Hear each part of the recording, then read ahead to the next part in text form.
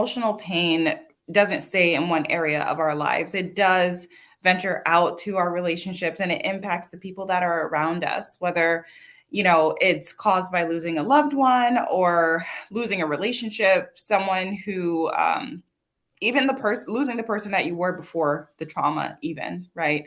And so grief can really shape how we interact with others. More specifically, research in the Journal of Traumatic Stress shows that unresolved grief and trauma can lead to relationship distress.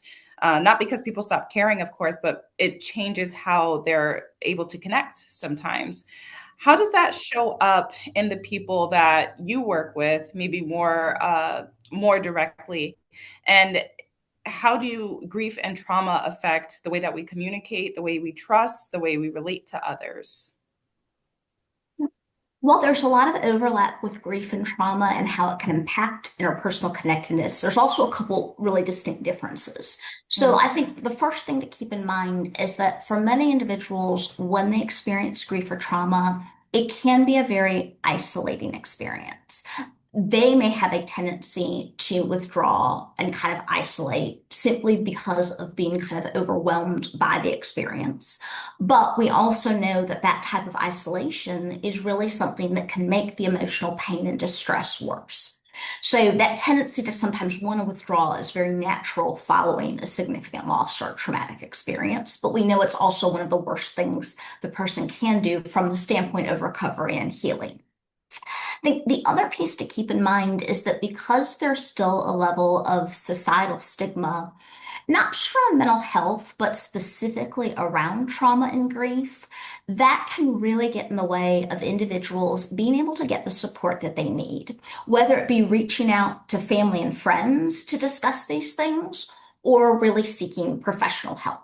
And so we have kind of a couple different things there that can really contribute to individuals not being able to seek connection or connect with people at a time when they really need to, if that makes sense. Just some blanket ways that this will impact it.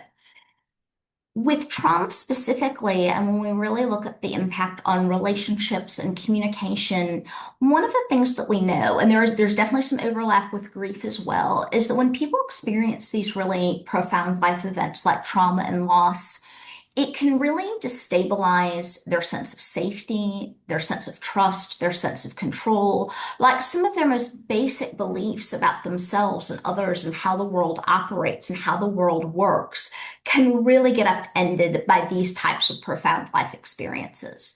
And because of that, that can really have an impact on their relationships, be it relationships they're already in or forming new ones. And so just to use trust as an example, and we see this a lot in PTSD, it's certainly trauma can certainly undermine a person's trust in other people, period.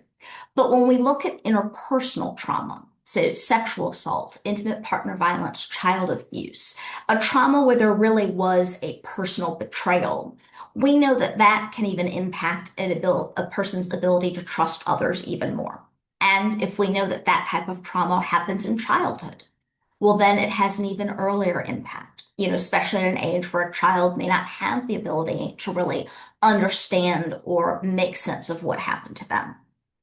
The other piece of trust that a lot of time gets overlooked is within PTSD and trauma, there's a sense of losing trust in others, but there's also a sense of losing trust in yourself.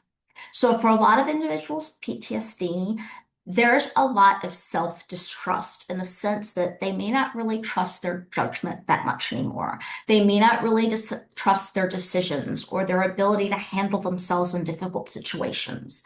And a lot of that is the impact of some, I'm going to call it faulty or kind of inaccurate beliefs about the trauma that we see occur. Many individuals with PTSD blame themselves for the trauma, so there's a lot of guilt and a lot of self-blame, even though, as we all know, anybody who could prevent or stop a trauma most certainly would.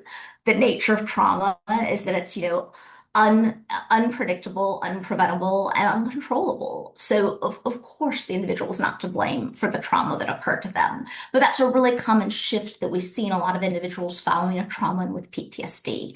And that can absolutely impact their ability to trust their judgment going forward, including their judgment in the people that they connect with, the people that they trust, and the people that they confide in, which makes a barrier to seeking support and help even greater.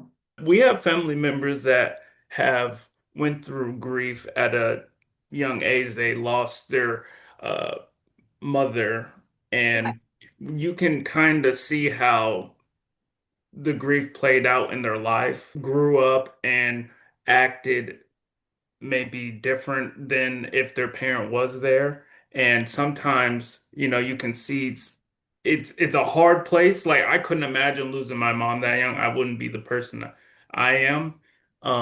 But at what point talk to them and say, okay, this happened, but you have to kind of move on and progress with your life. There's people that are using, I lost this person. This is why I'm like this. I didn't have that support, and they can't move forward. Yeah. So I would say one of the things that we know with grief, and this is actually, I'm going to keep toggling back before grief and trauma because this is one of the areas where there's a lot of overlap. What research tells us with regards to trauma, but also with regards to loss and grief, is that the vast majority of individuals, the typical response to stress, adversity, trauma, and loss is resilience and recovery. The vast majority of individuals do naturally recover on their own. Almost everyone will have some set of, we can call it trauma reactions or grief reactions, but they are just simply that negative impact of that life experience, that shift in emotions, intense negative emotions, frequent thoughts about the event, even though it's unpleasant, possibly some avoidance. We see a whole kind of there's a wide range of reactions that people can have to trauma and grief. But what we know is that for most individuals, even in the midst of those reactions, there's a natural recovery process that starts to take place. And as they navigate those reactions and keep progressing forward with their lives, the natural recovery occurs and they do actually recover from that life event.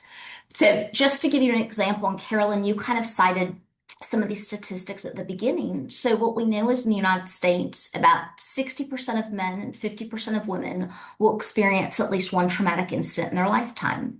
But only about 6 to 8% of US adults will have a diagnosis of PTSD. Similar with grief. Everyone experiences loss and grief. We do know that the vast majority naturally recover on their own without any lasting impairment or need for intervention.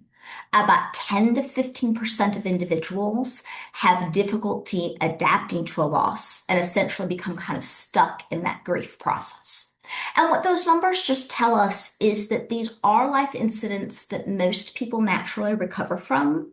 And for those that weren't able to recover naturally, what we know is that something typically got in the way of that recovery. It was not necessarily something inherent to that person that they just aren't capable of coming to terms with and recovering from these life events.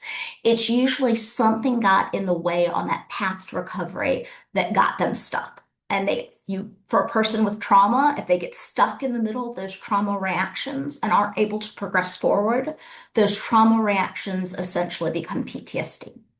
Following a loss, if they get kind of stuck in the middle of those grief reactions and aren't able to progress forward to recovery, that can often lead to what's now called prolonged grief disorder, which is essentially really significant and lasting grief symptoms, as well as other issues like depression. And so I would say that's probably the first thing for people to really keep in mind, especially from the standpoint if they feel like there is a loss or trauma that's still really impacting them, is to really help them understand chances are it's that something got in the way of your recovery process that you aren't aware of.